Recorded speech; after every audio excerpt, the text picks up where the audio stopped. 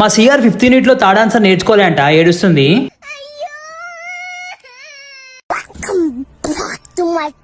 అసలు మ్యాటర్ ఏంటంటే ఈ రోజు మేము రాసే exam one of the toughest subject అన్నమాట. అసలు మేము పాస్ అయితేమో లేదో కూడా నమ్మకం లేదు.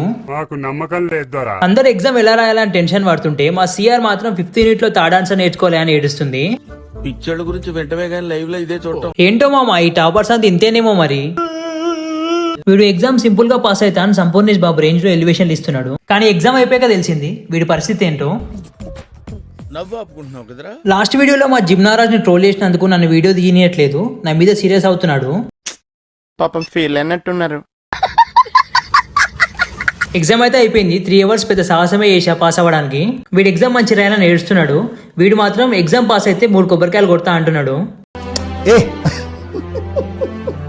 ఎగ్జామ్ రాసొచ్చాక తెలిసింది మామ ఈ స్లిప్స్ అయిపోయిన ఎగ్జామ్ అని. అయిపోయింది, బతికి అయిపోయింది. నీ కొత్తలే ఈ రోజంతా. అంటే ఈ ఎగ్జామ్ కూడా దొబ్బింది మామ.